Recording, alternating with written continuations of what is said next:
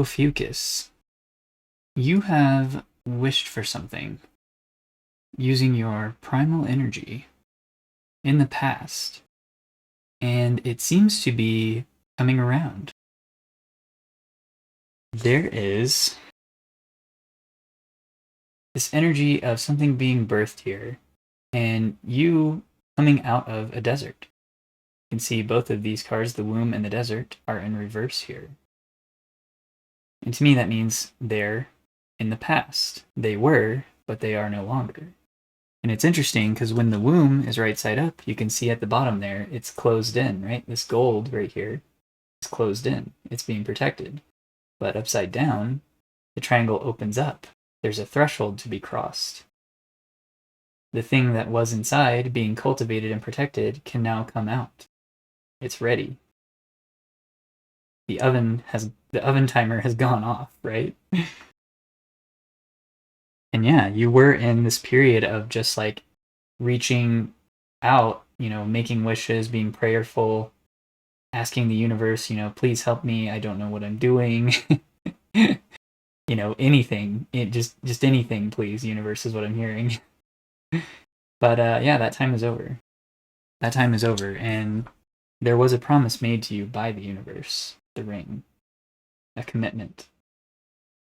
And it's time for that commitment to begin to be fulfilled. It's a process, make no mistake. So this isn't like a happening overnight kind of energy, but it is changing, right? And even on the bottom, we have the river. You can see here, the water is washing over this pentagon, this breakthrough shape, right? 5 points in a pentagon. That's the energy of breakthrough. And look, we have the horse. It's almost, to me, it's like it's being uncovered. And at the time of recording this is a timeless message, but at the time of recording this, tomorrow is the beginning of the year of the fire horse. So yeah, fire is very significant for this reading, I can feel.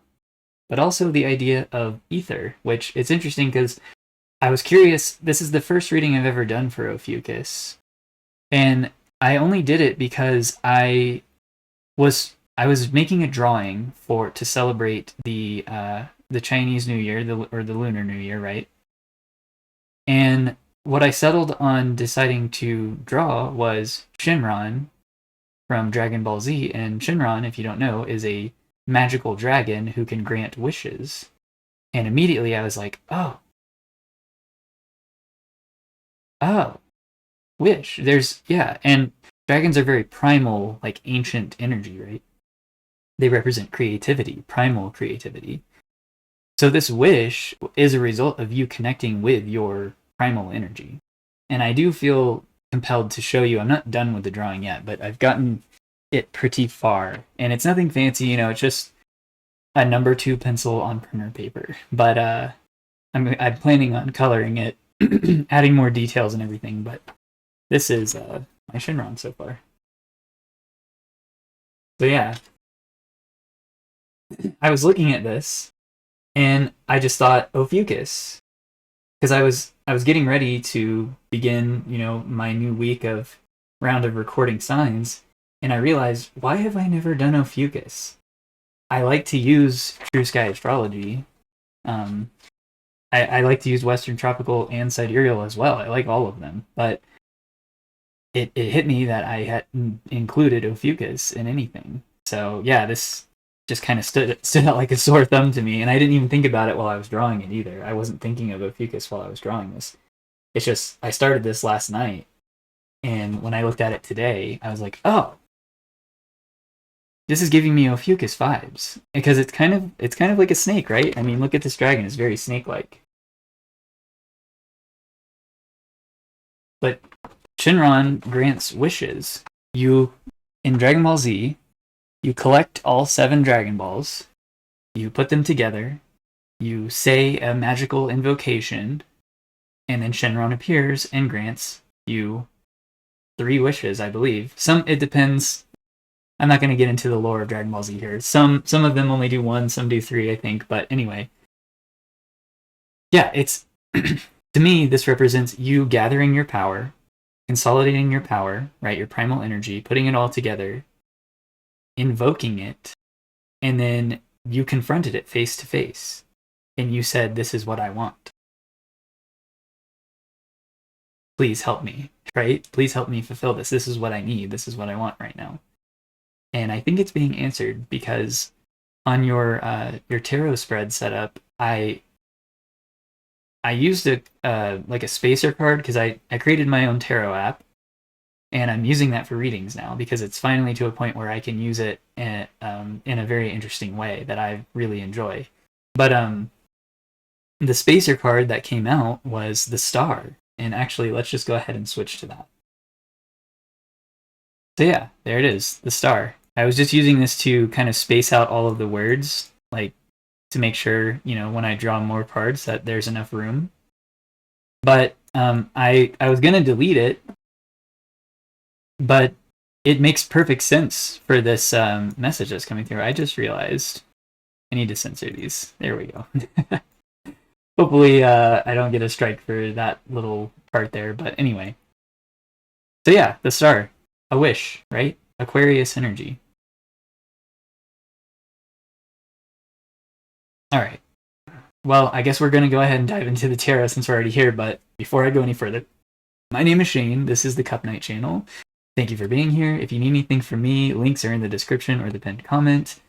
Yeah, this is how I do my readings. They're a little different, but hopefully I go pretty in depth with these. I get a lot of information. I meditate beforehand to connect with your energy, specifically the energy of Ophiuchus today. So this reading is for anyone who resonates with Ophiuchus, the energy of Ophiuchus. You don't have to have it in your chart for this to apply to you. If the message isn't working, then obviously it's not for you. So you can just leave it behind. Okay. Yeah. And of course, always use your own intuition, your own discernment above anything that I say. This reading is for entertainment purposes only. So should you need any professional advice, like legal, medically, any of that, I am not the guy. Go find a professional. All right, so a little disclaimer there. Anyway, let's get into it. This one feels exciting. I'm really excited to see where this goes. So we have the star, and I really like this, but I do feel compelled to draw another card for your overall energy for this reading. So I am going to draw one more, so we'll have two for you.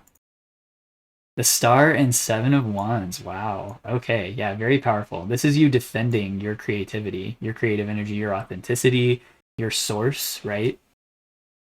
This is you, yeah, having excellent boundaries. And it's so funny because one of the things that came through when I was meditating for you was boundary breaker. Yeah. And I was definitely feeling this as your energy here.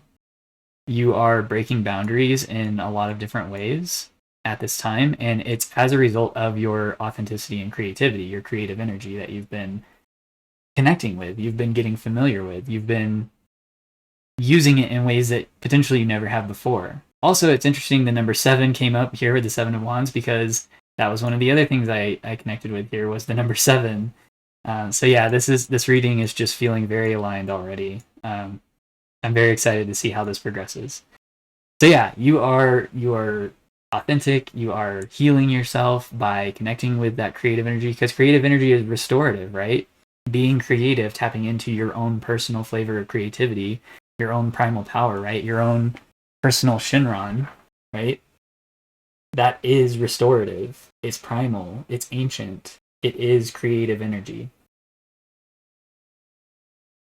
And there's a bunch of different ways you can be creative. It's not just the traditional like drawing or music or creativity comes in all forms. Like life is creation, right? So technically everything is creative in its own way, but your approach to it and like coming from a place of deep within and being authentic about it, that's what gives it magic, your personal magic, right? And then, of course, we have fire coming through again, too, here. Air and fire. I think I got sidetracked when I was talking about it earlier, but I was curious about what element was associated with Ophiuchus, and there's a lot of debate. Some people say fire, right? But I saw a lot of people landed on a 5th element, right?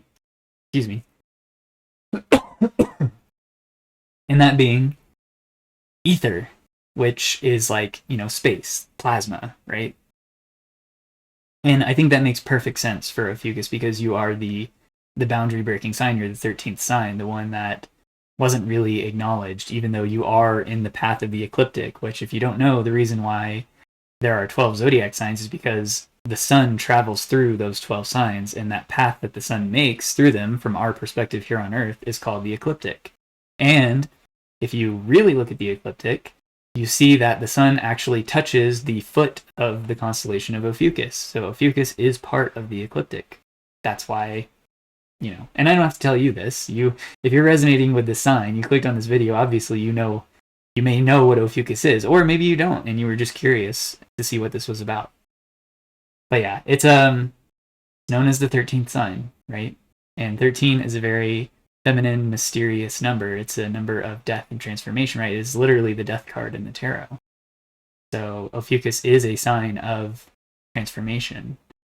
And yeah, the snake heavily associated with it, which this is the last day I'm recording this that we are in the year of the snake. So honestly, this is the perfect sign. I didn't even think about that. Yeah, Ophiuchus, you are the perfect sign for me to connect with on this day, because tomorrow begins the year of the fire horse in the Chinese zodiac. So, and once again, the element of fire coming through. But yeah, okay, let's get on with it. I've got 12 astrological houses here, all associated with a word that came through.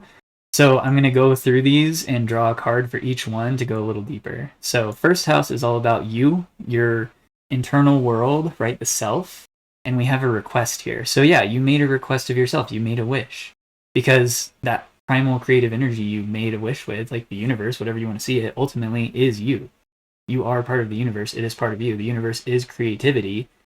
You have the ability to tap into that creativity. We all do. It's our birthright. And connecting with that is very healing and restorative because it's unique for all of us. It's your own personal thumbprint, right? You are indeed a snowflake. We all are. I know that's like a thing some people use as an insult, but really it's beautiful. I think it's, yeah, call me a snowflake. I am one for sure. You are too. And there's nothing wrong with snowflakes. They're beautiful, and beautiful things often are delicate. They require care and nurturing in order to become what they fully are, to reach their full potential, right? So yeah. Anyway, sorry, that was a big tangent. I can feel this. There's a lot of really fiery energy here, even ethereal energy, because I keep kind of getting a little spacey on these. But yeah, so a request. You made a request of yourself, which ultimately is your wish. So let's see what comes through here. The Hierophant. Wow. Yeah, the Hierophant is Taurus energy, and it's often associated with blessings, right? So, here, let me make that a little smaller so that we'll go with 25. How about that? Yeah, there we go. Yeah, it's blessings. And that makes perfect sense, right? Like I said, your wish is being fulfilled. This is like confirmation to me that your request is being granted. The Taurus card can also represent institutions. So if you've made a request from a larger institution or perhaps a job, something like that, it seems like it is being looked at, and potentially it's being birthed. Like I said, right? We have the womb upside down. Like it was being cultivated for you, but now it's time for it to come out. It's time for it to be born, for this to be actualized. Perhaps you went through a period of time of silence, right? The desert can represent silence and disconnection. And yeah, this being in the reverse too, it's over. Yeah, your request is being fulfilled. That's what the Hierophant is here to say. All right, let's go into the second house. This is values. It can be monetary, financial, ethical, moral, whatever you consider valuable. It's a very broad category. But this is the house of Taurus, actually. The first house is the house of Aries. So curious to see what comes through here. At the Four of Swords, talking about silence, right? Yeah, this is the card of silence, and also prayer and meditation, and just like putting your mind at ease, right? So let's see here. Make this a little smaller. Okay. Taste in the second house. Taste, yeah, refinement. This is you learning what tastes good to you, right? Your taste, refining your taste. And that goes beyond just food, right? It's your style, your taste. And look, this person is laying there with their hands in a prayer position, resting on truth, right? The single sword here. Let me zoom in a little bit on these. So yeah, they're going within to learn, to discover their taste, what they actually value. Yeah, it's interesting how value and taste go together, because if you have a style, it's because you value those things. Your style is what you value, right? And if you're being really authentic, which I think you are, because once again, the star, and you're protecting this authenticity and creativity, right? Then, yeah, you know what you like. You have taste. You have a very unique taste, like I was just saying. Authentic, unique snowflake. Beautiful, and yeah, you've done the work of being silent, right? Once again, the desert. Like I said, the desert. You've been silent for a long time now. You've gone through the desert, and you've refined yourself as a result of that journey. Sorry, my throat is just like keeps clogging up, and it's interesting because when I was looking at your elements, to see what was associated, and I said it was fire and ether. Well, apparently ether in Ayurveda is associated with the throat chakra, and my throat just keeps like clogging up as I'm trying to give you this message. So there's something here about your ability to communicate, your ability to speak, to talk about what you like, what tastes good to you, right? All right, let's move on here. We got the third house, which is debt. It says third house is Gemini energy. It's all about communication, learning, curiosity, also like connections with, I don't know, siblings or people who are like brothers or sisters to you. Very close connections, right? So let's see here. The sun. Oh, wow. Okay. So we have debt and the sun. Interesting. The sun is a very positive card, but debt is typically seen as a very negative kind of word, right? Because it's like you owe somebody something. You're in the state of owing somebody a favor or money or something like that. You could be you could feel like you're in debt to people close to you,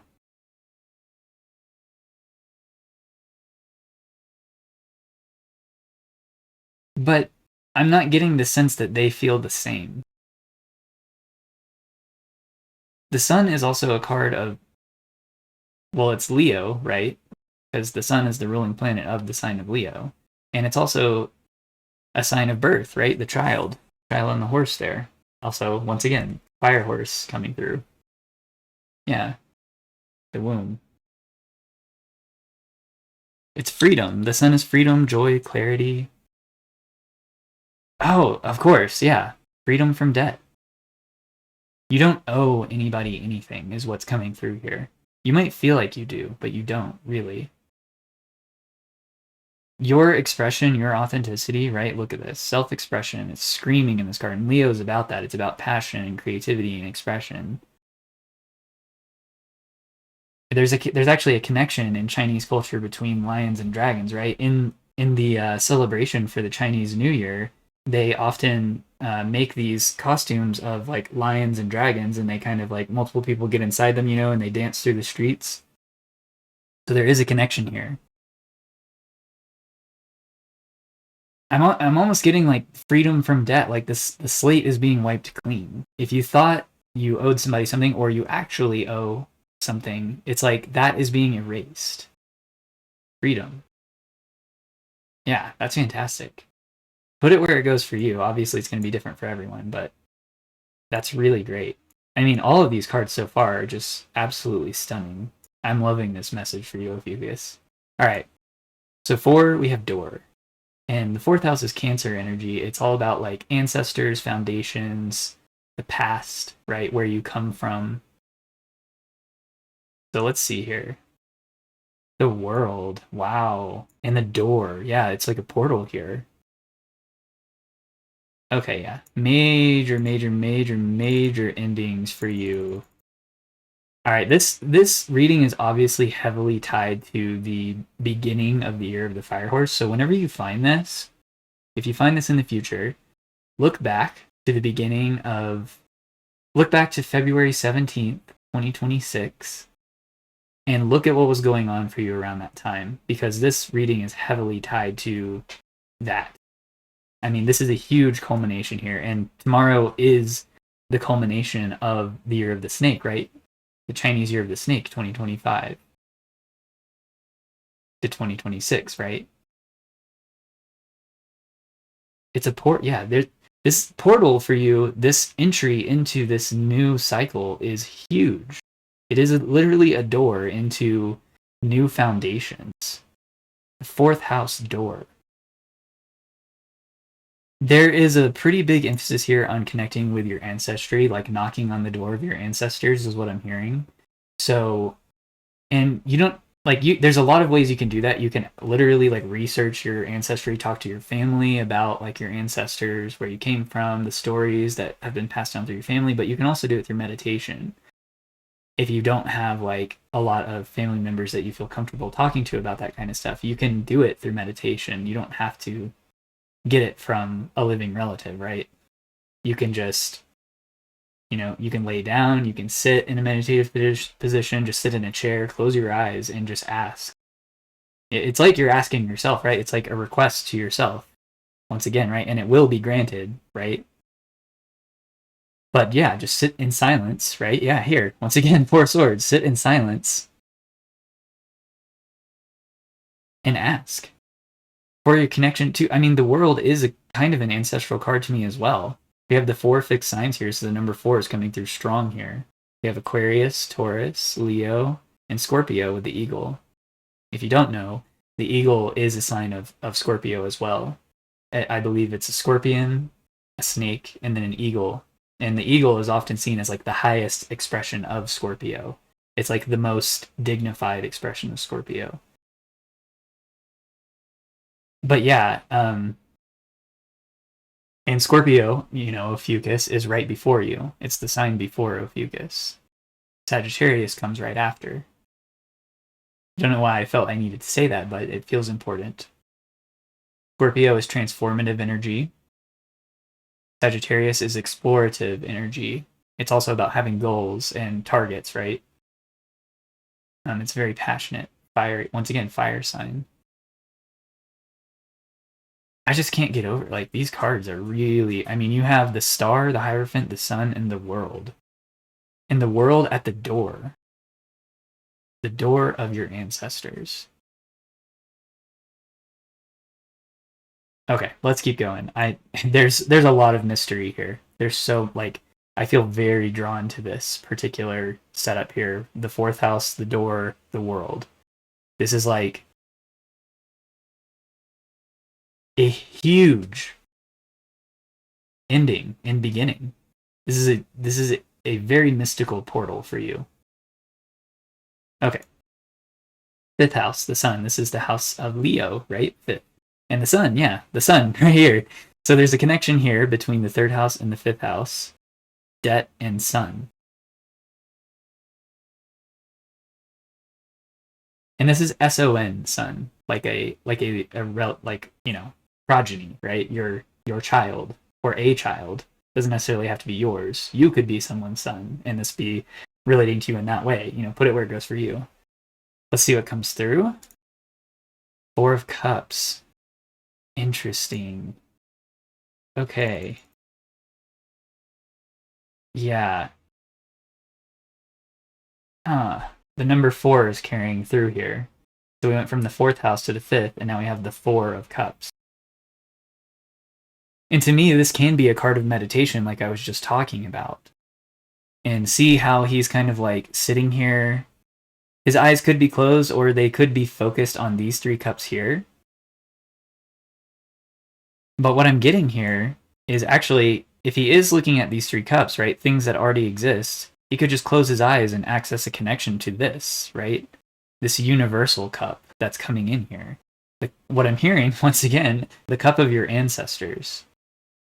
I feel really strongly that you need to somehow sit and connect with your what was before, right? The world, the Four of Cups. He's literally sitting here. This is a very passive card, and he is able to receive something here. Something is being offered, but he needs to be able to not only sit in silence, right? Four of Swords, Four of Cups, but also be open to receiving this.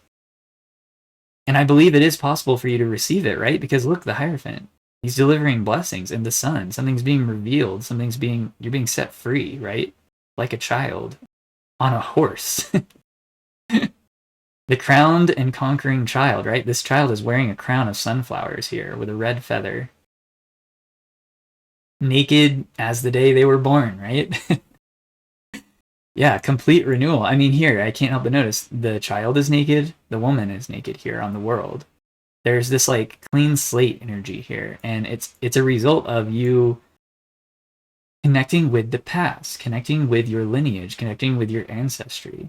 And once again, this doesn't have to be you literally talking to your family if that's not something you want to do. You can do it through meditation.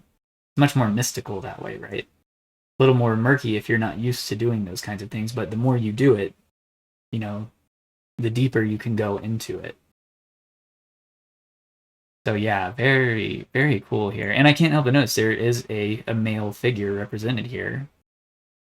I mean, could be female as well, but since we have sun here, I will interpret them as masculine presenting, right?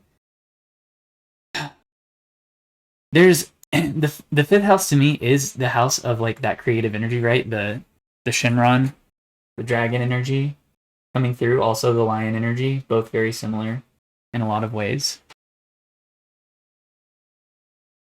It's almost like somebody is having trouble accepting their inheritance. There's some kind of inheritance here, and it's definitely energetic. It could also be like a literal inheritance of some kind, right? Because once again, we have this idea of debt coming through, so I can't help but notice this could have something to do with finances and an inheritance, right? Because it's like something is coming in here, but somebody is like kind of ignoring it in some ways. Yeah, don't ignore this. This is very important to this whole message here, whatever this cup is that is being offered. It's your wish. Yeah, duh. Of course. You wish for something. Well, guess what? This is your wish. So open up to it. Don't be closed off to it. It might not look like you expect it to. It might not come in like you expect it to. So keep your heart open. Look, he's got his hands crossed over his heart here. Make sure you keep your heart open.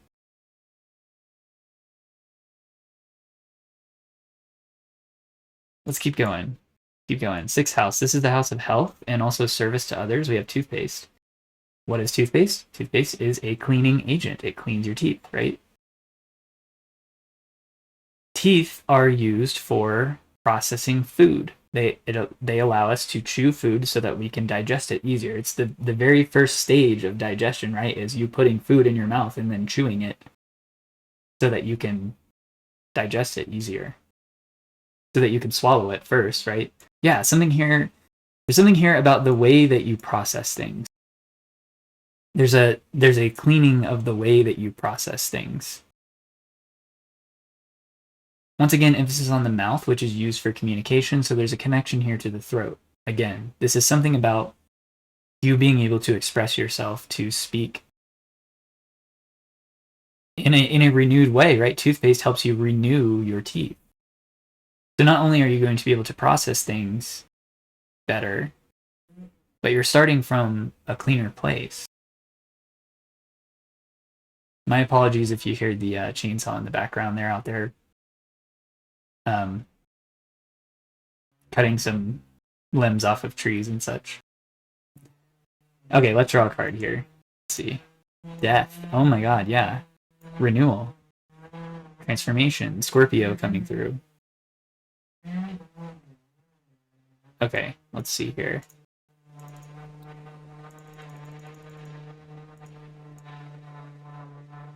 Let's see here. Sorry, the chainsaw's really throwing me off. I mean, what are they doing with that chainsaw, though? The chainsaw is kind of an instrument of death, right? I mean, it removes things, it cleans things up. I mean, they could literally cut down an entire tree, which they have done, some of them out there, right? But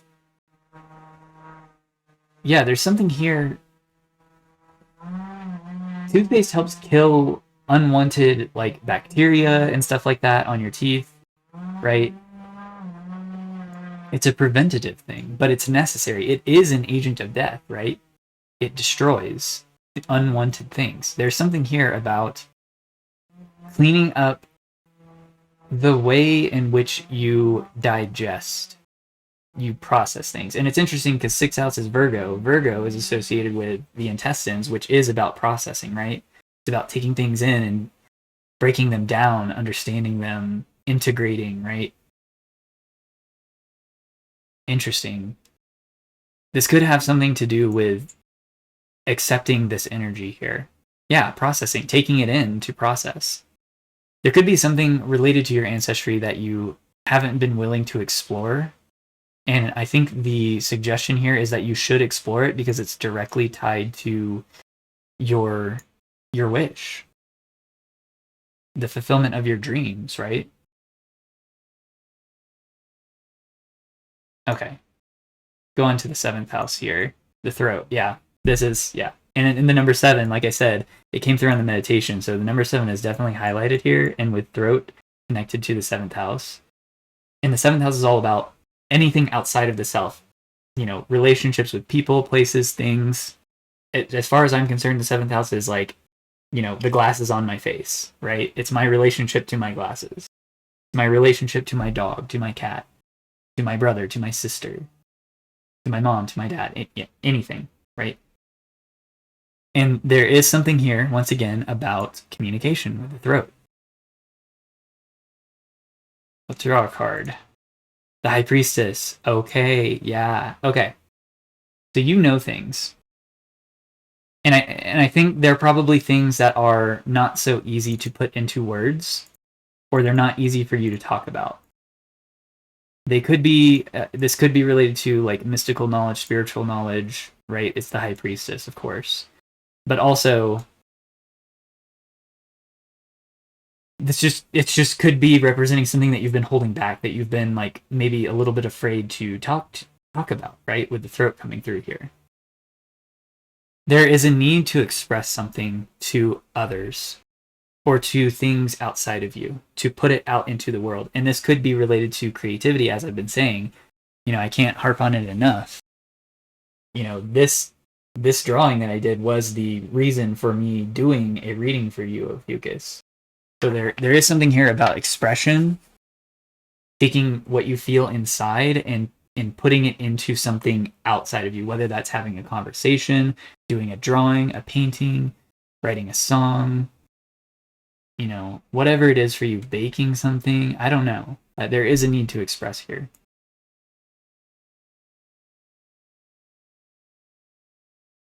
I also can't help but notice there is a link between the High Priestess and Taurus. You can see her headdress here. It's like horns. And we got the moon. But yeah, right underneath the Hierophant, which is another part of Taurus. And honestly, these two are... The Hierophant is the expression of what the High Priestess knows. The High Priestess, to me, represents the knowing, right? It's not necessarily something that you're putting out there, but it's something that you have inside you. Or some knowledge that you have, right? Some sacred knowledge. It doesn't have to be necessarily sacred in all cases. It could be something as mundane as like, you know, something that could impact someone else's life, but you've been afraid to talk about it, you know? And then the Hierophant is the expression of that energy. Right, I mean, look, he's got his hand up. He's in a place of authority because he has something, right? He has something valuable here. And these people are listening to him because he's expressing his knowledge. And I can't help but notice, Taurus is the 5th major arcana. The High Priestess is the 2nd. You add those together and you get the number 7.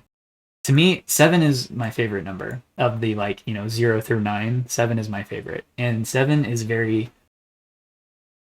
It's mystical. It is a very spiritual, mystical number. It's a mirror. It it's also breakthrough energy, right? It's like internal breakthrough. There's something here about an internal breakthrough that you need to share. Okay, let's keep going. 8th house. We've got the Knight of Swords. Okay, yeah, this is communication. Class. Oh, it's so interesting. It's underneath taste. Taste and class. Your style, your taste is classy. It has class. But you've been keeping it a secret. The 8th house is about secrets. It's also about shared resources with others, right? You might feel this need to communicate something here with the Knight of Swords coming out. You could also be receiving some communication from someone else that has to do with your position, right? Class. I'm thinking of like societal positions, right? Your role in society, your class. Because I can't, once again, I can't get away from this whole like idea of somebody inheriting something here. Big change in your foundations, right? The door, the portal in to your new foundations. You've completed a cycle here with the world. It's the last card of the major arcana. It's the beginning of a new cycle. And then we have something coming in here, but you're looking kind of like hesitant about it. Like you're hesitant to connect with whatever this is. But yeah, there's something here. It's on two fronts. You need to communicate something, and I think you feel the pressure to do so. And also, I feel like you're going to be receiving communication that may be related to this cup here in the 4 of Cups. All right, let's put the, oops, wrong way. All right, so yeah, let's keep going here. The 9th house, action. This is Sagittarius energy. 8th house is Scorpio. I don't think I said that, but 9th house Sagittarius energy is about like pilgrimages, like spiritual travels, but also can be about higher learning, like going to college or taking a class or foreign things, right? Things you're unfamiliar with that are not part of the culture you grew up in, right? And there's action here. Yeah. Okay, let's see. The star again. Wow. Okay. So this house is important. Sagittarius energy is important to you at this time. And Sagittarius, like I said in the beginning, is the sign right after Ophiuchus in the zodiac. So there is a progression here. Yeah, it's the sign after you. That is where her wish is. There is action required here. Yeah, action. You have to do something that is uncomfortable, unfamiliar to you. That's kind of what the 9th house is about. It's like going outside of your comfort zone and connecting with the larger world. There is some sort of action required here related to your wish, to the fulfillment of your dreams. It's going to be different for everyone, so I'm not even going to try to begin to go down all the different rabbit holes of what this could be. You'll know what it is for you. And if you don't know, then you need to be curious about it and think about it, journal about it, meditate about it, right? Whatever you do to discover things for yourself. But yeah, there's a lot of healing in this action that you're going to take. It could be related to this communication, right? Something you've been holding back. An expression, perhaps, that you've been holding back, because the star is also about expression and authenticity. Showing yourself to the world, right? Now it's interesting because the 4th house can also kind of be about, like, look here, 4 of Swords, it's about being silent, right? Keeping quiet. And also here, being closed off, right? And here we have the World, which is one of the most expressive cards in the tarot, right? Along with the star. Look at them. They're both naked and just out there for the world to see, right? So there's something here about you needing to open up and express something.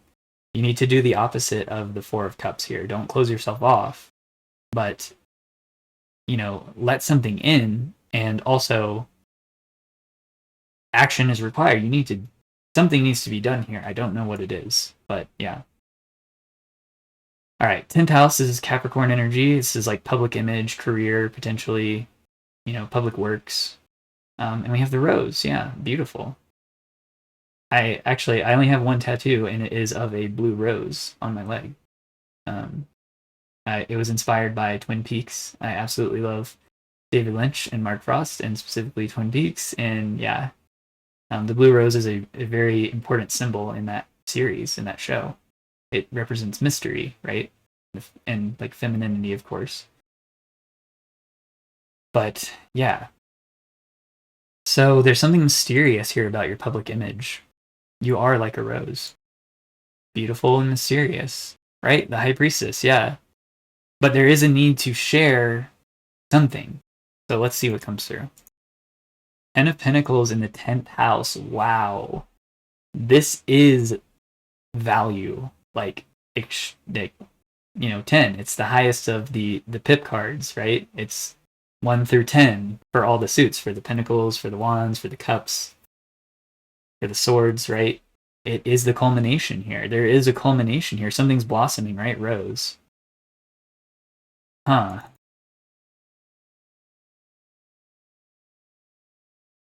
I'm also hearing rose as in like rose, like you rose up, right? From the desert, from the silence.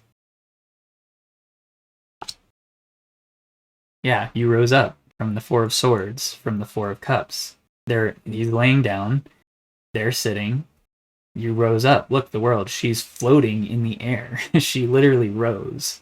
And this is right underneath the world in the 4th house.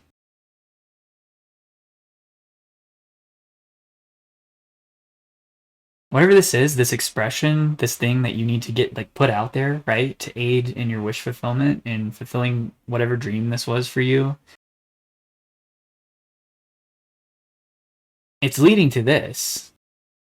I'm not saying this is going to happen as soon as you do this thing, right? It's probably many actions that you have to take to get on this path. Because, like I said, your foundations here have a culmination. So you're starting from 0, right? Right after the world comes the Fool, the 0 major arcana.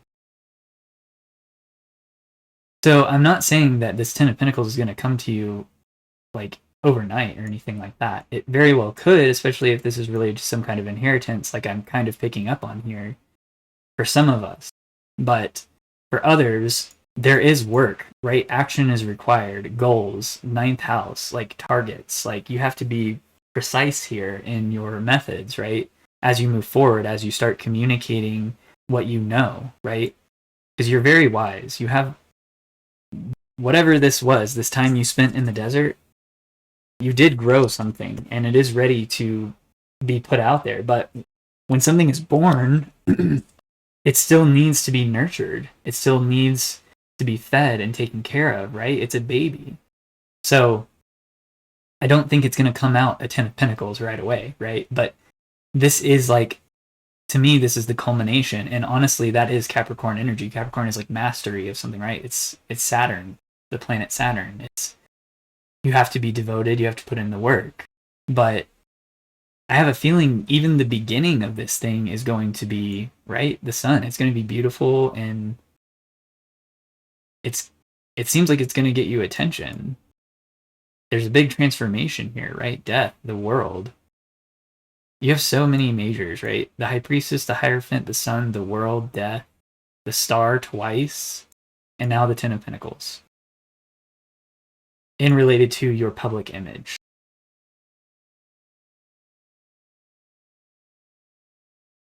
This very well could be the culmination. If some of us out there listening to this have been working on something for quite some time, this very well could be representing the culmination of that work, right? With all like, because you have so many culminating cards here. Death, the world, 10 of Pentacles, the sun.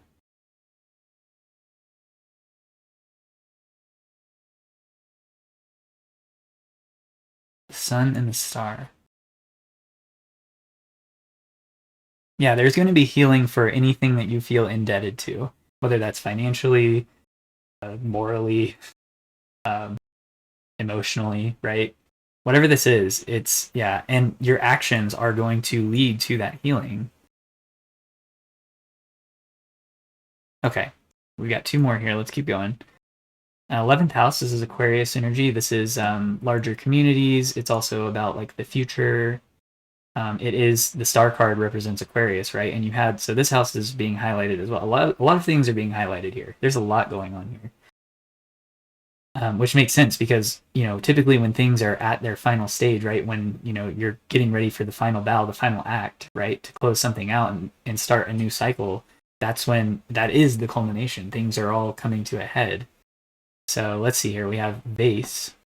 Vases are protective containers, right? They, you put things in them like flowers, perhaps, a rose, perhaps. Maybe you have received a vase with a rose or roses in it recently. But yeah. There's something here about a protective community or something of the future being protected. A container for it, a vase, a vase. And I'm sure it's very stylish and classy, right? With taste and class here. All right, let's see. The Four of Wands, yeah. Celebration. So many fours here. Four of Swords, Four of Cups, Four of Wands. The only one you don't have is the Four of Pentacles, which is about holding back, right? Which I'm glad that one hasn't come out yet, right? We'll see, but interesting. Okay.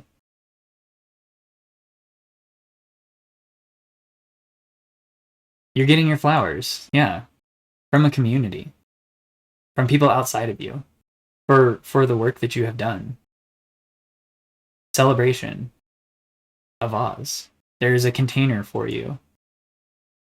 There's a container for you, and it's filled with beauty and class and style. Wow. Okay. I don't think I need to say much else about that. It's very, very positive energy here. And also, I can't help but notice 11, 11, right? The wands, the way they're positioned in the 11th house. So we have 11, 11, 11. And that's what, 222, and 222 is 6. It reduces to a 6. And 6 is our balance and harmony and love, right? The sun is associated with the number 6 in Kabbalah, right? In the Tree of Life. I believe it's Tifereth is the Sephirot on the Tree of Life that is associated with the number 6.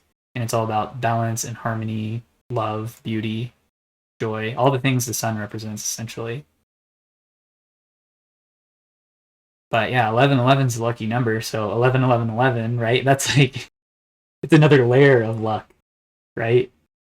And once again, it's like the idea of a wish. When people see 1111 on a clock, they make a wish. That's like the cultural superstition I grew up with. I don't know if that's a global thing, but at least in the United States, it's a thing that kids do. They see 1111 and then they make a wish. So once again, this idea of a wish, of dreams coming through. All right. And then the 12th house, the culmination house, right? Once again, this is highlighted. So many things are being highlighted in this reading. It's crazy. 12th house is all about endings. It's also a very spiritual house, very mystical, right? And we have sister. We have feminine energy here, a close feminine energy. It doesn't have to be an actual sister. This could be somebody who's like a sister to you in some ways. Could be a very close friend. It could also just be, your connection to feminine energy in some way. Interacting with it as if it was a sister to you, right? So let's see. 5 of Pentacles. Oh, interesting. Okay. Wow. We have all these like magnificent cards, and the last one ends up being the 5 of Pentacles. And this is like, to me, this is pointing me to debt, right? And the 3rd house, sister, right? I said 3rd house can be about brothers and sisters, and here we have a connection. So there could be something here about a sibling who is in need of help. They could be having some problems with finances, with their health. That could be mentally, emotionally, physically, any of that, right? So there could be somebody here in need. Somebody's in need, but it's secret, right? 12th house is kind of like hush hush. They're not. It's a very deep house. It's like they're probably taking this very personally. They don't want to talk about it, right? But they might be in need of help, and you might be coming into a position where you can help, because like I said, it seems like you are inheriting something. It doesn't have to be money, but it could be something that leads to a lot of prosperity for you, right? With the 10 of Pentacles, it's like you could be getting a new client who supports you and gives you like a new stream of income in some way. It could be a contract, a new job that you really like and it pays you well, right? So what I'm saying is you could be being set up in order to help others, in order to help your sisters, right? There's a big emphasis on helping out like feminine energies here. It doesn't have to be like all females. It could be a male who is like kind of operating in feminine energy as well. Like, put it where it goes for you, you know. But either way, there is something here about helping out your sisters. Your sister, I'm going to say even your brothers, right? It came through a sister, but I think that's just highlighting feminine energy here. Somebody is, they are in need, they are potentially receptive to receiving help, but maybe they're not willing to initiate, right? They're not willing to take action, they're not willing to ask. But you could check in with somebody and then maybe ask some questions and they might open up to you, right? Communicate with you. Yeah, shared resources here, 8th house. Somebody wanting to communicate here, whether that's you or them or both of you.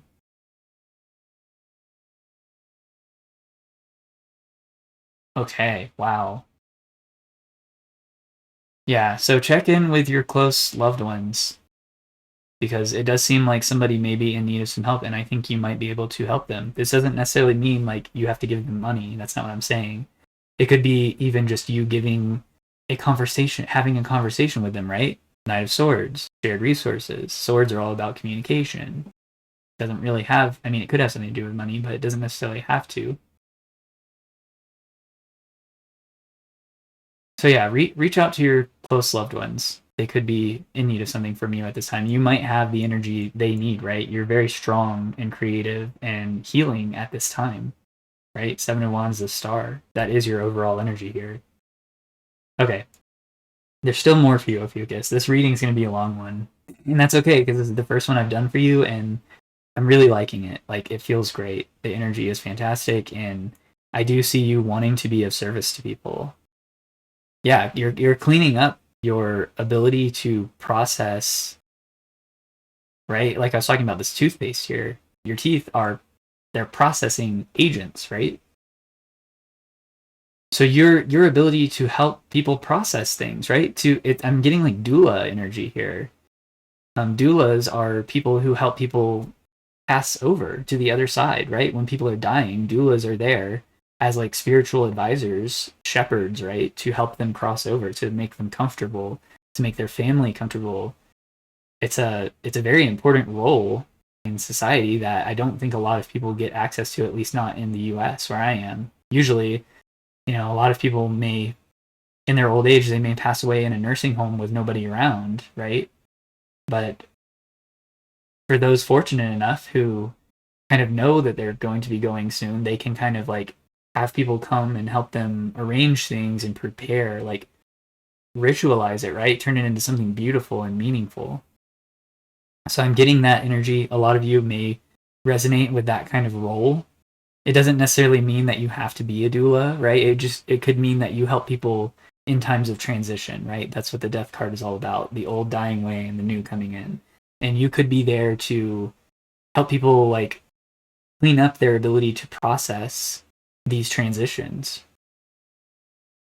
to step into the new, to honor and let go of the old, right?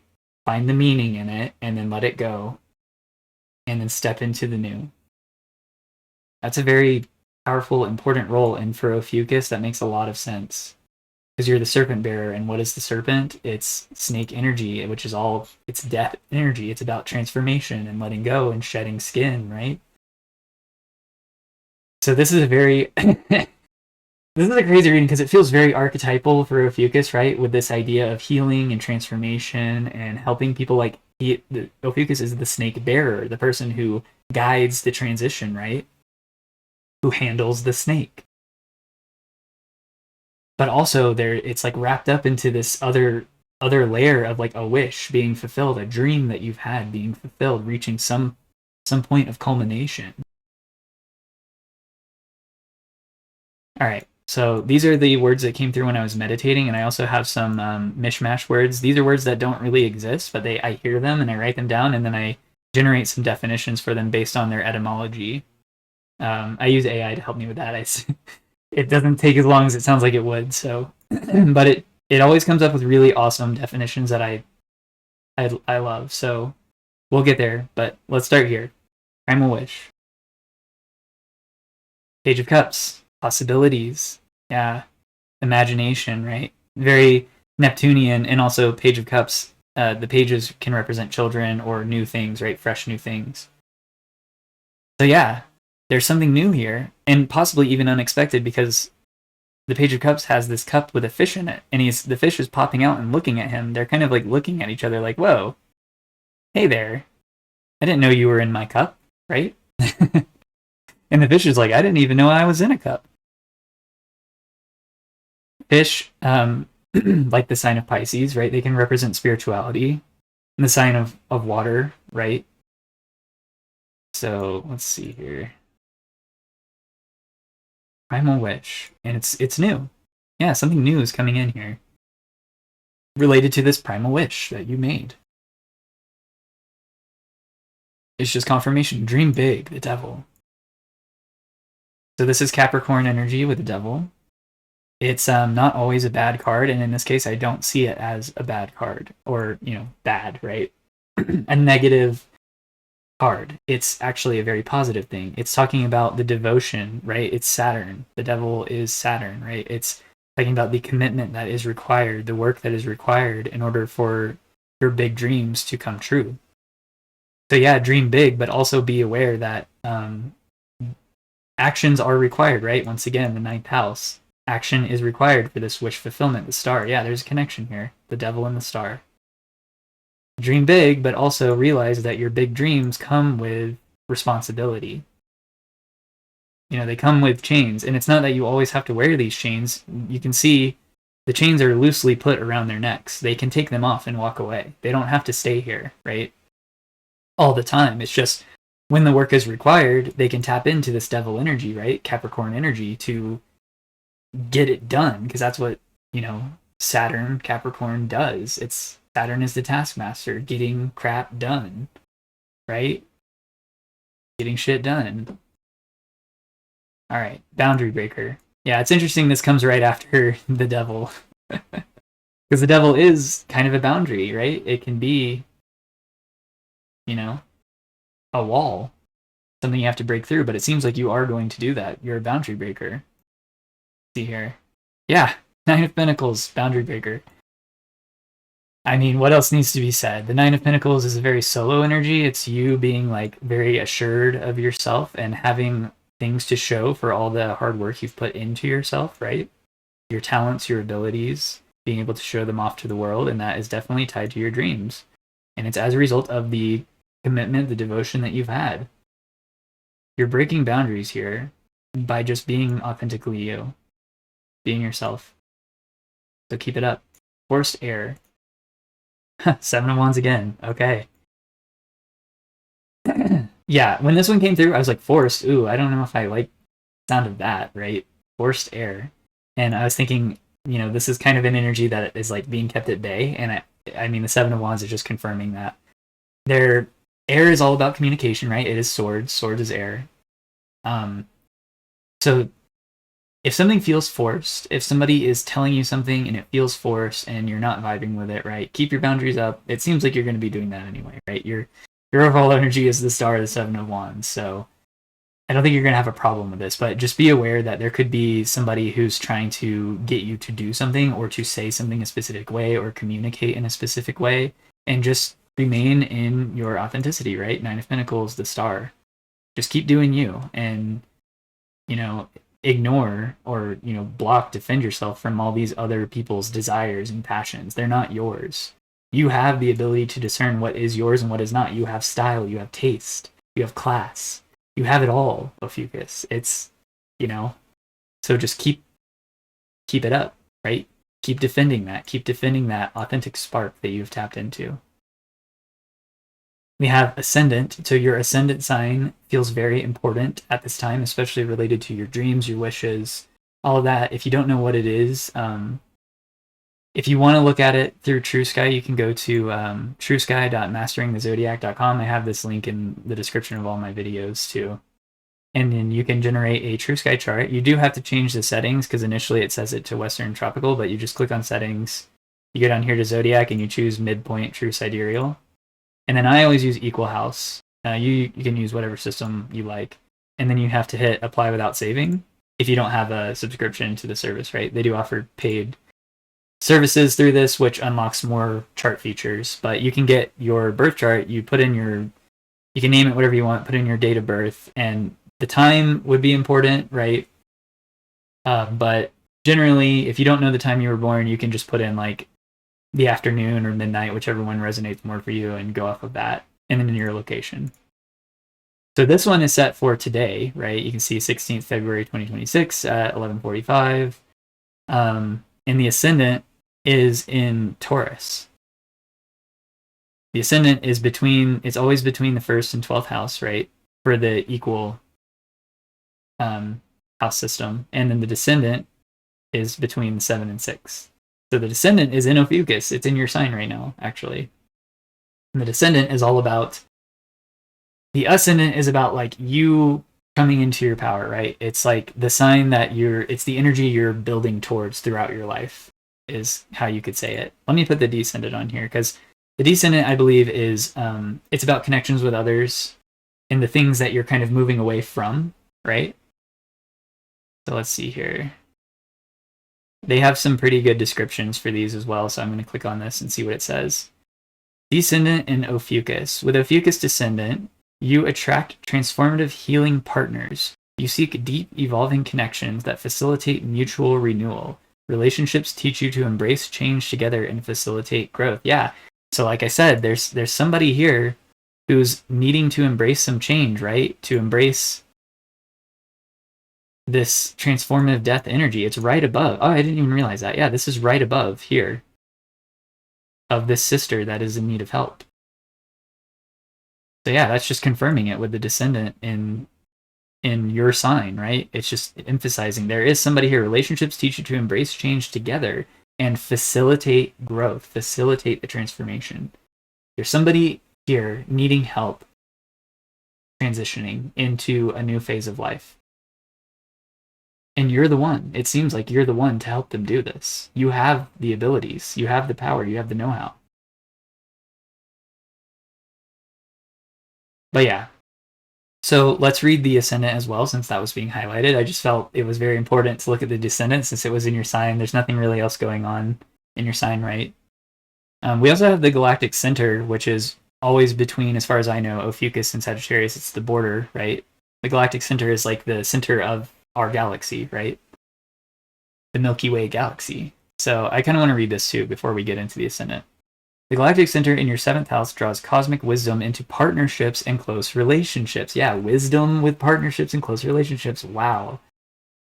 Others may trigger profound spiritual downloads, and relationships become vehicles for universal understanding. You attract people who expand your consciousness and connect you to collective knowledge. Yeah, you helping this person, this sister, whoever that is for you, is going to unlock something for you as well. You're not just helping them, you're helping yourself too. So, and I can't help but notice 12 degrees, 12 minutes, Ophiuchus. I think it's always there, but just this number 12 seems important. I've been seeing it a lot lately. So you may have been too, 12.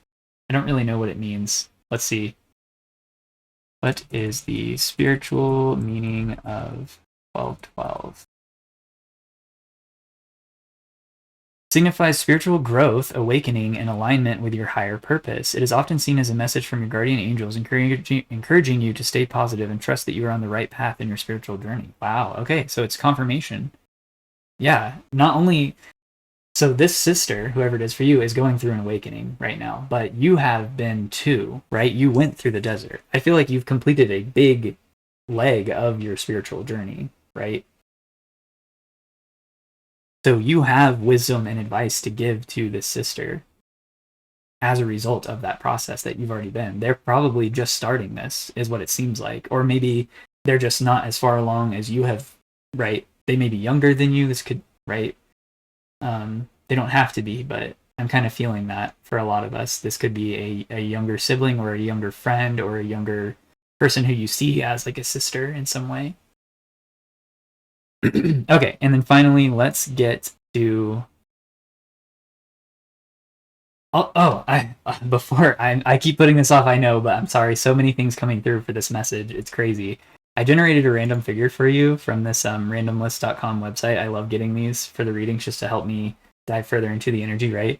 And it's this tiny lightning bolt. Like if I zoom in really, really far here, you can see it's a little lightning bolt, right? It doesn't get much bigger than that, but and I took this as there is a storm in the distance. It's not near you, right? It's far away. So this sister could be somebody who's not like close to you. They're kind of far away. They live far from you, right? And whatever that means for you, far. They could live on the other side of the country from where you are, or they could live on the other side of a state that you're in, or a city, right? Distance is relative for everyone, so put it where it goes for you. But it seems like, yeah, they are going through something, some kind of storm right now. And you are the one who can help. You are the one who can help. Okay. All right. All right. Finally, the Ascendant. And I think I had to get through all that because all those things I just talked about were about others, right? It's about this sister. But the Ascendant is all about you. So, yeah, we're finally kind of coming back around to focus on you now. I think I said enough about you needing. It seems like your assistance is needed at this time, so definitely check in with your loved ones. But let's see. Ascendant in Taurus. With Taurus rising, you approach life with patience, stability, and appreciation for beauty. Life teaches you to build lasting foundations. Yeah, foundations. Okay. Your journey involves learning to balance security with necessary change. Yes. So there's, like I said, there's a big change in your foundations. You're going through a door, through a portal, right? The world card in the fourth house. Some of you may actually have Taurus as your ascendant sign. If you do, I mean, this is just extra for you. It doesn't mean that it's not your reading if you don't have a Taurus ascendant. I don't have a Taurus ascendant, and this reading is resonating very hard with me, right? But yeah, just extra if you do. But definitely check out your ascendant sign on a true sky chart, one that includes Ophiuchus, right? And see what the message is for you there. Just you can ask AI, or if you use this tool, it has descriptions like this to tell you a little bit about it. You can always go deeper if you want to, right? So yeah, there's something about balance between security and necessary change. And security is about holding back, right? It's about kind of fortifying your barriers, your resources, very Seven of Wands, right? But there's something here that is changing for you, right? It's related to your dreams, to a wish. And there's also something changing for somebody else that is close to you, who's like a sister to you or a brother, perhaps, who like maybe in some kind of feminine energy. But anyway, yeah. Okay, so let's draw a card. The Emperor. Yeah, wow, that's like really you are stepping into your ascendant. Definitely check out, if you don't know what your ascendant is on a true sky chart, look it up. Because yeah, you're stepping into your power there. You've got it down. And this is that wisdom, this is that experience. And the Emperor is about action, right? Once again, action. Action. Your actions are healing for others. Your creativity, your energy, your authenticity is healing for others. So there is action required here related to this. The Emperor. It's so funny too, because when I think of the Ascendant, I think of Aries because it's the very first sign in the zodiac, and the Emperor is the card of Aries. So yeah, this reading is there's a lot of very strong archetypal energy here coming through, and that's very potent energy. It's like you're tapping into these universal primal energy sources, right? The dragon. You're connected with this. It is you. You are it. It has the ability to fulfill your dreams, your wishes. You only need to connect with it and to take action from that very empowered place. We have work deliberately, once again, very Saturnian, Capricornian statement coming through. So I'm not surprised to see that the devil came out. Sorry, let me take a sip of my tea really quick.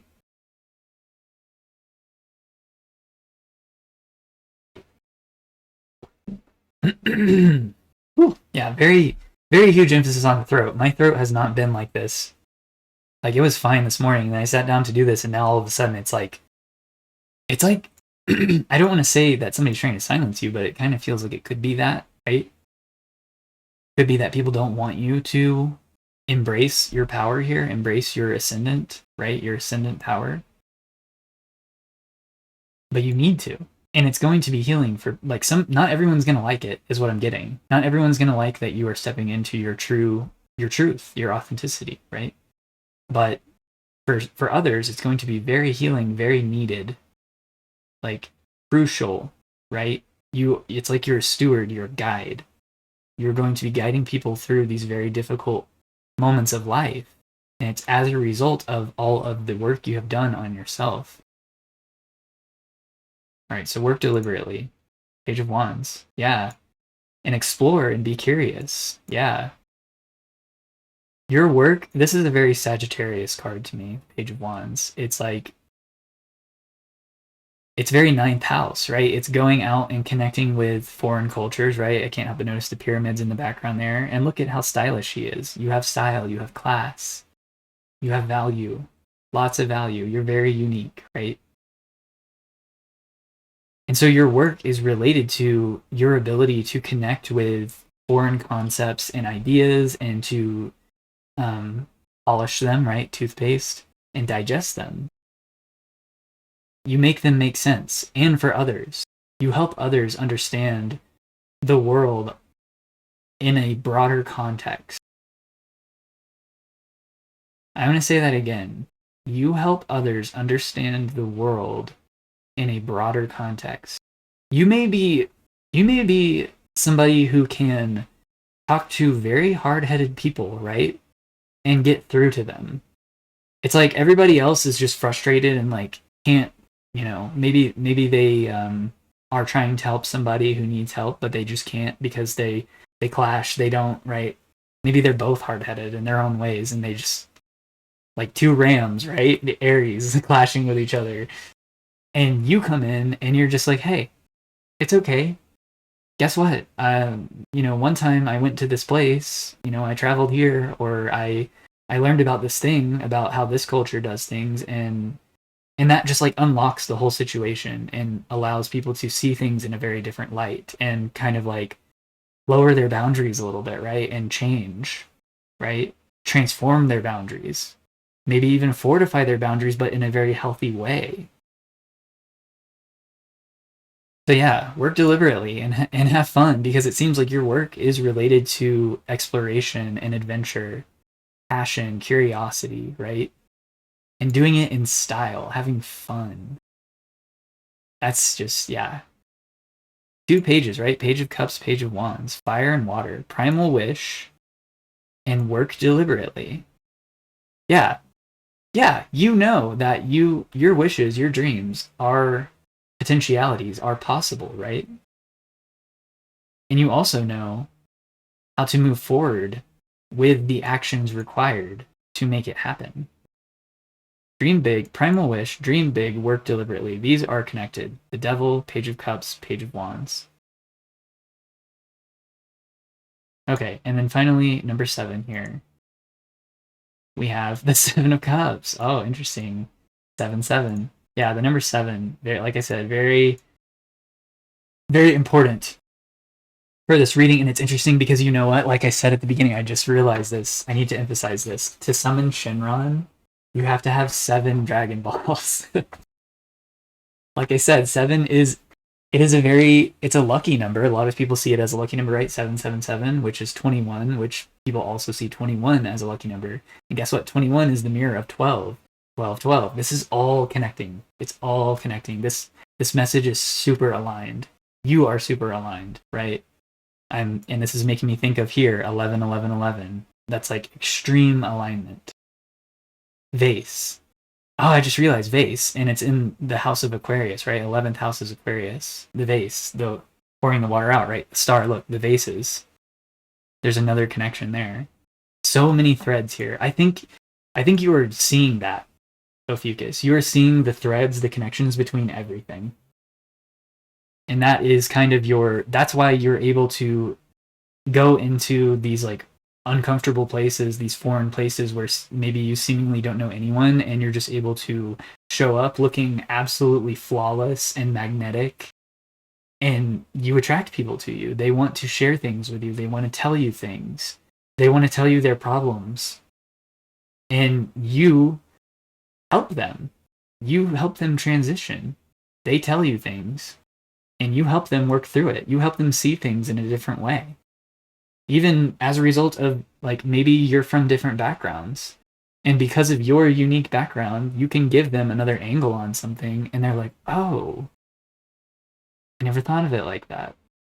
And you just completely unlocked a whole new world for them, right? So many tangents. I'm sorry. This reading is going to be longer than I'm used to, but it's okay. It needs to come through. Number 7, 7 of Cups. Every time I see the 7 of Cups, I actually love this card. It can be a card of illusions, but it's also a card of wishes and dreams, right? Like we've been talking about this whole time. And what's interesting to me about this particular depiction of the 7 of Cups, the Pamela Smith artwork here, is right here at the top center, there is a cloaked figure with their arms spread wide open, and they are radiating this aura. It's almost like this person is being magnetically drawn. It's a feminine figure, I feel. I think it's meant to represent the Holy Spirit, because it's a ghost, right? They're cloaked. You can't see what it is, but you can feel it. You feel the pull. And to me, that is the power of the 7 of Cups here, is that even despite all of the other illusions in the world, right? Your sexual desires, your material desires, right? Financial desires, your desire to be praised, right? The laurels here, praise and recognition. Your desire to be seen as beautiful. Once again, I mean, the dragon and the snake here, they're aligned. Very similar energies to me, but the snake to me is more about transformation and healing and change, and the dragon is more about primal energy, primal creativity. But they're connected, they're related. But yeah, very sexual energy, scorpionic kind of energy, Ophiuchus kind of energy, right? But this is the one. This is the actual thing. Despite all these other illusions, you can sense and follow those senses. You're being guided towards this. It's because it is so magnetic. In terms of Terence McKenna, it's the strange attractor, right? This is the strange attractor of your life. You don't know what it is. It's cloaked. It's veiled. You're not allowed to know what it is because it's meant to be a surprise. Think of a wedding. The bride, she wears a veil, right? And in a lot of cultures, you don't really get to see the wife's face until after you're married, and then they can reveal their whole face. And I know that's a whole, like, there's a whole thing about that. It's just culture, right? I'm speaking about this from a purely cultural perspective. It's not about, like, diminishing women and saying they need to be hidden away or anything like that. It's from a spiritual lens of the cultural tradition, right? Because it represents something. It's like the feminine. It's kind of like personifying the idea of the feminine principle, that it's veiled, it's cloaked, it's mysterious. You don't really know what it is until you become one with it, until you marry it, right? I've never thought about it that way before until now, and I just channeled that for this reading, and I mean, yeah, I love this card, the 7 of Cups. It is you chasing your dream, your wish, and despite everything else going on, right, all of these other things, all these other illusions, you're locked into this. And when you reach that point where you become one, you're going to see exactly what it was, and you're going to know why all of these things had to happen, why you had to go through all these other things, right? When it's revealed to you, because it will be, as long as you stay on the path, right? Toward the wish, toward the dream. When it's revealed to you, everything else will make sense. Because you'll finally know. It will no longer be veiled. You will see it. You will know it for what it is. So powerful. Oh my gosh. I'm glad I decided to do a reading for you, because this is like one of the best readings I've ever done. Okay. I have 3 mishmash words, and that'll be the end of the reading. Actually, I might draw you an animal oracle card as well, because I love those, and they always. I'm so curious to see what might come out for this reading, but yeah. So here, the first one I heard was Anjindair, and this one, it's a very like mysterious sounding word. I like it. The word Jinn stood out to me immediately, and air, of course. But yeah, so we have 3 possible definitions here. A state of serene courage combining strength and gentleness. Symbolic fusion of human spirit and natural harmony. A mythical or spiritual entity representing protection, wisdom, and balance between earth and air. And it specifically mentions oak here, because I believe in Old Irish, the word dair, D-A-I-R, means oak, like an oak tree. And oak trees are very strong, and they, in a lot of cultures, they represent wisdom and like a masculine wisdom, right? But yeah, so this word is beautiful. I mean, I feel this is your energy. It's just kind of confirming your energy, how capable you really are, right? You are Anjindair. It almost kind of makes me think legendary, in a way. But yeah. Okay, let me draw a card for it. Ooh, Ace of Pentacles. Yeah, there's opportunities here. There's opportunities related to your serene courage, your strength, your gentleness, your ability to provide protection and wisdom and balance between earthly matters and the mind, right?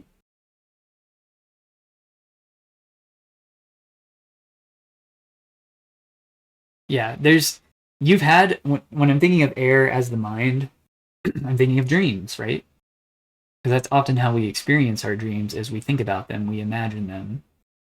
They're very nebulous, but we can, tap into them, like the Seven of Cups, which is interesting because the cups are water. But anyway, we're not going to go down that. But focus. All right, we're almost there. Yeah, Ace of Pentacles. There is an opportunity here that you have taken advantage of, that you have seized on in order to create something that is going to provide a lot of balance for you, and not only balance for your life, but it's going to provide others like healing and a chance to transform and to face the deeper aspects of life. Okay, let's keep going. This one's funny. Encrapulous. The word crap immediately stood out. That's why I made it brown. I'm sorry. But anyway. Yeah, so yeah, this one's fun. Excessively foolish, nonsensical, or laden with poor quality. Oh, whoops. Click to edit. I just realized I left that on there. When I make new text things on here, it says double click to edit. I only took out double. Interesting. Didn't realize that. Double. Yeah, there's something about, there's like a double dose of bullshit or something. Like, this feels like an outlier to the rest of the message. I'm sure we're gonna figure out how it's connected once I draw a card for it, but yeah. And click to edit. It's funny that stayed behind. It's like something needs to be refined, revised. I feel like this could be related to the sister figure in this reading. Perhaps they are. It could be their mental state, right? Maybe they just feel like everything is crap and like foolish, nonsensical, nothing's worth doing, and it's like you need to edit that. It's like you could be the one to help them edit that mental concept, right? To help them see things in a different way. The second definition, we have ostentatiously inferior while pretending to be refined. Yeah, click to edit, refined. Interesting that those are both on the end. Refined, click to edit. So yeah, ostentatiously means something like very like a peacock, right? Just like very like, oh, look at me. I am so wonderful. And I mean, you could have somebody around you who's kind of like a sister, right? Who kind of puts on these airs in that way to kind of hide maybe how they really feel about themselves, or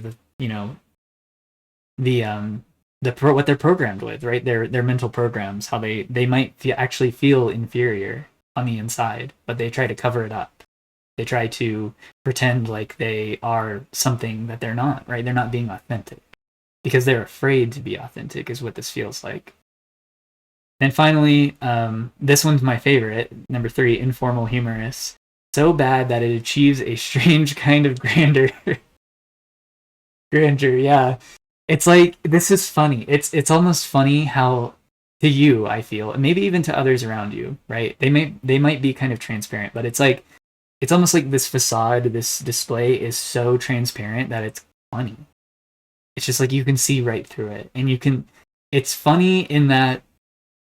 It's funny in that humans do this, right? But I feel you really do have this compassion for whoever this person is, right? Because this word does feel related to somebody in your life, and I feel that you do feel compassion towards them, and you want to help them, but you're not going to just like force yourself on. You're not, forced air. You're not doing that, right?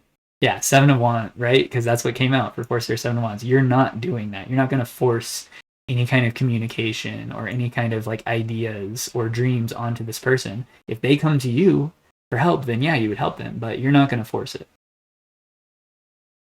But yeah, it's funny to you, but it's also like you want to help them. I get. Like you would be willing to help them if they came to you and were willing to receive advice from you. But yeah, let's draw a card here. Queen of Wands. Oh my god, that is the perfect card for this word, Encrapulous. Yeah, it's almost like somebody wants to be seen this way. They want to be seen as this like very confident, very like creative, intelligent, and like capable person sitting on a throne, right? Very dignified, right? Ostentatious. But yet like they're not, because they're not being authentic. They could be this, right? They could be this Queen of Wands. They really could. But they're not, because they're not being authentic. They're not being real.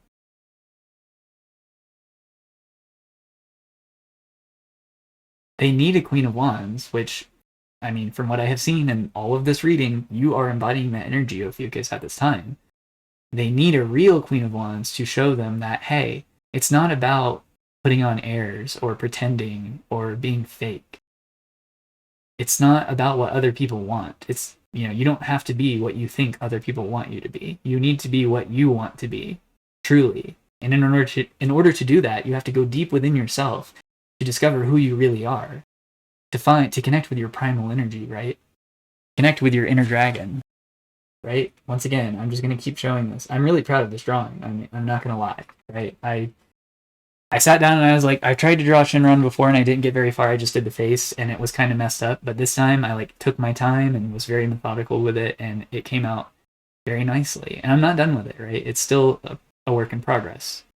But yeah, there's something about that here. Like, this is a work in progress. This person, perhaps they want to change, but they don't know how and they're afraid to. And you can help them.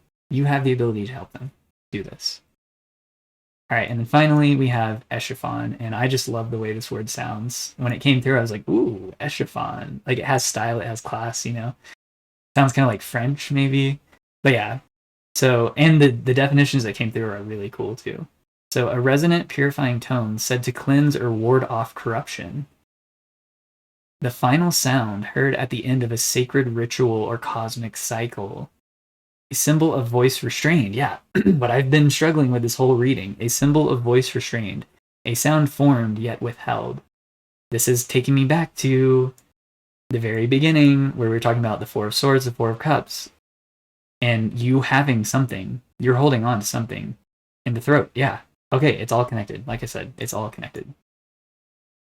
But yeah, Eschefon. A symbol of voice restrained, a sound formed yet withheld. There's something that needs to be expressed here. And I feel this is from you and also from someone else, from this sister figure, right, who's connected to this reading. But also, these other definitions are perfect. The final sound heard at the end of a sacred ritual or cosmic cycle, right? That is the world, right? And it has to do with your ancestry, with your foundations. Your foundations are being upgraded in a major way. You're cycling up into another higher cycle on your ascendant timeline, right? You rose. And it's going to lead you to a lot of value. And that's not just financial. It could very well be financial, but I'm not saying this represents, it's like emotional, spiritual, physical, and possibly even financial, right? A wish fulfillment, yeah. All right, let's get a card for this. Something's being purified. Toothpaste, right? A cleansing agent.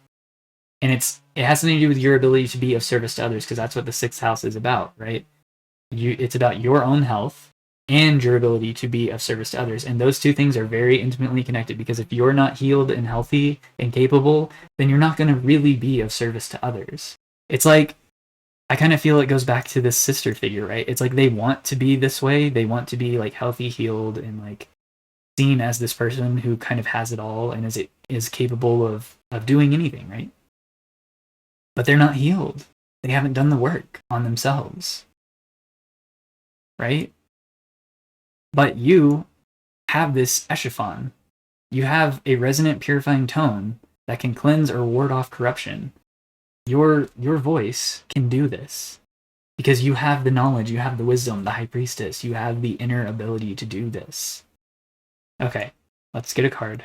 This is the last one for the, well, I say that, we'll see. I think it's the last one for the reading. The Emperor. Again, yes. And this is taking me back to the 9th house in action. Yeah, action is required. Action is required. The Star, 9th, action. Ascendant, the Emperor. Eschefon, the Emperor. Yeah. I mean, this is so crazy. It is your power. This is your masculine power. Your masculine power is your words. It's your throat, your expression. That is your resonant, purifying tone that can cleanse or ward off corruption, right? It is the final sound at the end of a sacred ritual or cosmic cycle. Like I said, you are somebody who helps people through transitions, because what are transitions? It's the end of one thing and the beginning of another. So you're somebody who is always there at the end of a cycle for others. You show up when others they need that final push to make it to the other side of something. A doula. I mean, seriously, a doula.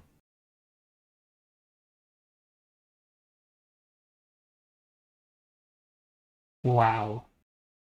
And the number 4, once again, being emphasized here with the Emperor. 4. It's so funny that the major arcana, the 4th major arcana is the Emperor, which is all about like action, right? But he is seated, right? He doesn't appear to be doing anything, but he has all the power in his hands. He has the ability to take action, but yet he's depicted as being kind of passive, right? It's very interesting. He's very stable. But when he does take action, it's very deliberate and methodical. It's deliberate work, right? Yeah, work deliberately. That's what the Emperor does. He works deliberately. He doesn't waste his energy. He says what needs to be said, he does what needs to be done, and anything else is no. It's not worth his time. He knows how valuable his time is. My God, Ophiuchus, this reading was a journey. Like, holy crap. Your next cycle is going to be like nothing you've ever experienced, I feel. This is like you're stepping into your ascendant, right? Your rising sign. And that's what the rising sign is meant for. It's meant for you it helps you grow, right? And you're doing that.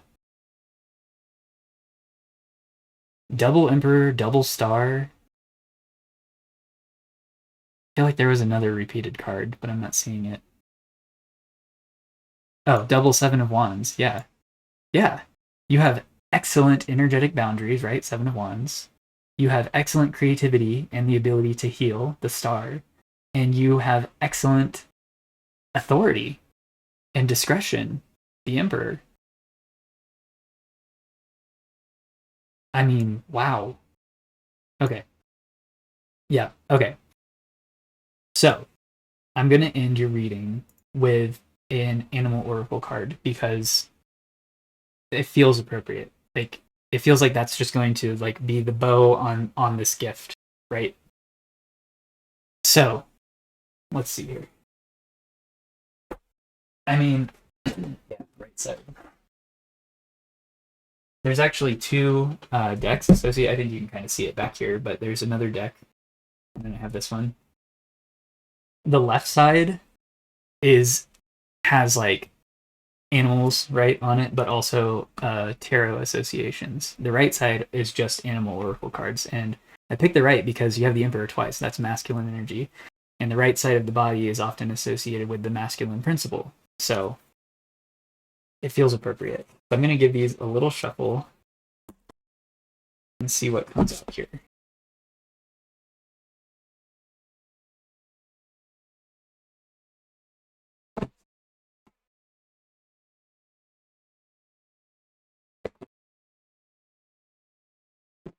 Okay.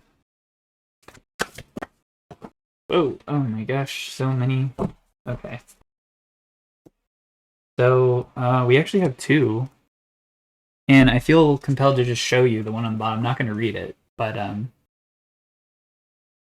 it's moose, and it says engagement, boldness, commanding attention. This is you. I mean, moose are crazy. A moose can get hit by a car and be perfectly fine, and the car will be absolutely demolished. Like, they are absolute units, right? Tanks. This is you. Moose. Oh my god. Dragon is underneath that. Okay, I just have to show you dragon. Ancient wisdom, protector, magic. Yeah. Like I said, ancient wisdom, protector, 7 of wands, magic. This is you. You have found your dragon within. Oh my god, and underneath that, Cancer energy, like I said, the 4th house seemed to stand out to me, right? Crab. Modesty, self-sufficiency, circumvention. This is the wisdom of the ancestors. Protection, the crab shell, right? Okay. I could probably just keep going through those, but we had 2 cards fall out, so I'm actually going to read you 2. Oh my god, this was the one that was on the bottom when I flashed the cards at first, the pigeon. I believe this was for the last reading I did for Libra, this was the guidance that came out as well. So there may be a connection with you and Libra. You may have a significant Libra placement in your chart. But yeah, channeling home gentleness. And then Cougar, motherhood. You could, I don't know, maybe you're like seen as a very like nurturing, caring, maternal type of energy in like a pack or a herd, a group of people. But motherhood, sensuality, and reverence. Cougar. So the pigeon and the cougar. I'm going to start with the cougar. Let's see.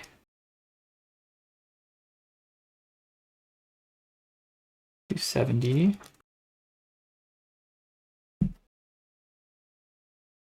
Okay. There you go. Cougar is one big pussycat, the largest in North America. Being territorial and excellent hunters, cougars are solitary souls that reflect pioneering and cunning aspects. Cougar is both patient and watchful. There's no need to hurry when you have strong observational skills. Native American myths tell us that hearing the cougar scream portends evil, so this card can act as a warning. Nonetheless, cougar is a noble beast and a significant magical animal akin to the panther. The Pueblo tribes say that cougar is the guardian of the northern corner of creation. The Zuni carried cougar stone fetishes for safety, feeling it would help them heal. In South America, the cougar is an emblem of prosperity, particularly if you catch sight of one by happenstance. One central element to cougar symbolism is their majestic mothering aptitudes. The female of the species illustrates intuition and strength, taking charge of the young and their defense. There is no wavering or hesitation. Cougar asserts itself when in the line of trouble, intent on safety. This reflects primal feminine energies that are in control and purposeful. Cougar is a creature of the shadows, preferring the in-between hours for the hunt, remaining unseen. Yeah, very high priestess energy there. Also emperor, though, with all this like protection and taking action when it's needed, right? There's sweet sexuality to this creature's movements, the sense of passion and innate power just rippling beneath the surface. Cougar leads by example, knowing nature's boundaries and working vigorously within them. Cougar medicine directs us to live likewise, respecting universal laws and truths in word and deed.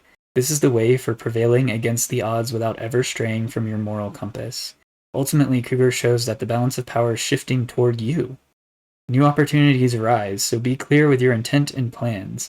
Remain in balance while walking with Cougar modestly until it's time to make the leap. Yeah, like I said, next cycle for you, it's going to be crazy. You're going to have so many opportunities, and you're going to be stepping into this new version of you that you've never experienced before. Very much in your power, yeah.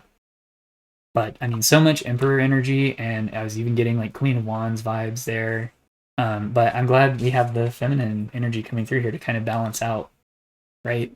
Because we have double Emperor in the tarot, and then now we have this, yeah, this motherly, sensual, reverent energy. Yeah. So yeah, it says when Cougar appears as your spirit animal, it's time to pause, be patient, and wait. So yeah, something is closing out here, right? There is a need to take action, but the action is not. I feel that something is coming towards you first, right? Because we have this Knight of Swords, right? Communication coming towards you, and it's something like kind of unseen, unexpected. Where the eighth house, right? It's secretive, hidden, right? It may be like communication on the down low, like somebody reaches out to you and they don't want other people to know about your conversation, or they don't want you to share this like what you talked about with others, right? But it seems like that is when the action comes in, because the star, right? It's you offering your perspective, your wisdom, your creativity, right, in order to help heal the situation. So yeah, I feel somebody is going to come towards you, possibly this person, this sister figure, and then that is when you can hop into action. That's when you can step into your ascendant, right? Your Emperor energy, offer your Eschefon, right? So yeah. Okay, let me read the pigeon and then we'll close it out there.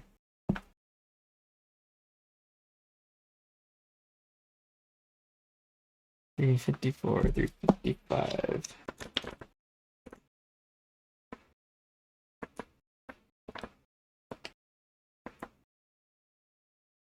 Here we go. Okay. Once again, a very nurturing, kind of motherly depiction here for the pigeon. Channeling home gentleness. Yeah, channeling home. Like I said at the beginning, connect with your ancestors, potentially through meditation specifically, because channeling and home, I mean, yeah, okay. In reading about bird symbolism, often writers group pigeon and dove meaning together. In truth, they are the same bird. The only difference is colloquial, being designated by size depending on where they live. Pigeons are notably the larger of the two. Dove's white coloration gives them energetic connections with purity, peacefulness, compassion, and humility. Shamans feel that pigeons were messengers between the gods and humans, and that spirits could travel within them. Ancestors could, for example, come as a pigeon relaying thoughts to a loved one. Yeah, like I said, reach out to your loved ones, relaying thoughts to a loved one. You have a spiritual message to deliver to someone. Lore says even guardian angels use these birds as an extra pair of eyes, watching over those in emotional, physical, or spiritual distress. Okay, yeah. Like I said, these cards always go perfectly in line with the message. It blows my mind. Okay. For eons, pigeons delivered information between human individuals with astounding precision, making them emblems for communication, spiritual help, and staying connected with the source. Yeah. The Egyptians saw a pigeon as a hopeful creature denoting fertility and happy marriages. Four of Wands, right? We saw that. Happy marriages.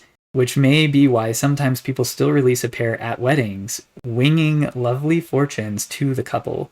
Superstition tells us pigeons nesting in your roof shows divine protection, and oddly, a pigeon soiling your shirt portends a financial windfall and a trip to the laundromat.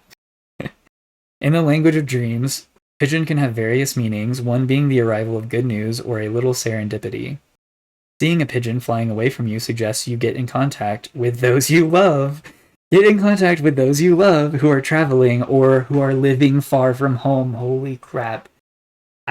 Sorry, this is just completely blowing my mind. Like I said, this person could be somebody who's not near you. They might live kind of a distance away from you. Oh my god, okay, sorry. Doves flying over a group of people encourage restoring harmonious interactions and household security. Mystically, the cooing of pigeons represents sadness within the. Sorry. Mystically, the cooing of pigeons represents sadness within that's hard to express. Their medicine refocuses you on inner truths, awareness, and balanced expectations about yourself and your situation. Pigeons suggest that safety, prudence, forethought, and caution are the best options right now. Yeah. Yes. Yes, yes, yes, yes, yes. Somebody needs you to come in as this cougar. Right? You need to fly to them as a pigeon and then transform into this cougar and be there for them, right? That's what's coming through. I've never had that come through on a message before, and it's just so powerfully coming through on this one. And you are completely capable of doing this. Oh, okay. All right. Well, wow. This message is an hour and 45 minutes long. This is probably the longest message I've ever recorded. So if you made it all the way through this, wow, thank you. Thanks for hearing me out. Hopefully, obviously, if you made it all the way through, it must have resonated with you on some level. So I wish you the best. I know you can do it. Obviously, you can do it, Ophiuchus. So I wish the best for whoever the sister figure is to you. And yeah, if you need anything from me, links in the description or the pinned comment. As always, take care of yourselves. Keep your heart open. Bye.